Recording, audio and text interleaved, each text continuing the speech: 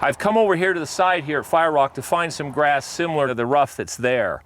And so the ball's sitting down here. Now what's interesting in that rough, when it's dry like this, you can make swings in it. Even though it looks pretty thick, you can get the club through it pretty decently. These guys are going to use a lot of 7-woods, rescues, when they have longer shots instead of long irons, because long irons get caught up. So I'm going to take a 7-wood here, and even though that ball's sitting way down,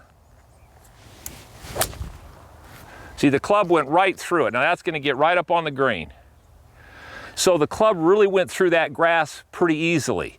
So unless there's a really deep pocket or something like that. Wait, hold on. Isn't it raining there? So isn't it going to be just a little bit different if there's water in the rough? Yeah, see, there's always people that come up with variables like that. Well, so he's talking about, so, well, oh, so you even got water. A little surprise for you, Mr. Legends of Golf Digest Instruction. Oh, okay, let's see you handle that. Okay. All right, so let's let it not be casual water. Okay, so now, this is where this golf course becomes a monster.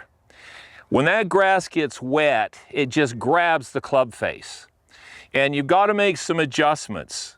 So if I made the same swing on this ball that I did on the last one, with that as wet as it is, I wouldn't get the ball out of there. So what am I going to do? Well, I'm going to move the ball a little back in my stance. I'm going to open my stance, and I'm going to pick the club up, and I'm going to come down on a lot steeper angle of approach. Because you've got to get to the point where you get less grass between the club face and the ball. So this takes on a whole new thing here. So you're trying to limit the amount of grass that you get between the club face and the ball, because now it's wet, and it can grab the club hit.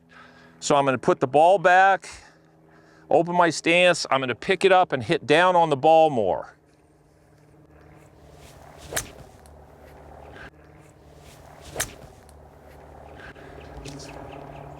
Still hit a good shot. It's going to still get up fairly close to the green, but a lot more effort, and I had to get a lot steeper. I get steeper by ball goes further back, club comes up and goes down, so my angle of approach is steeper into the golf ball. Now, angle of approach, rather than try to hit down, if you force down, you get stuck in the grass. You just want to change your setup so that you can let the club drop down and catch less grass before it catches the ball.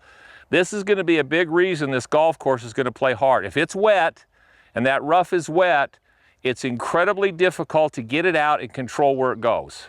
Hi, I'm Mike Malaska. Go to malaskagolf.com to take a look at the M system. This is the most important part of the site because it's a process.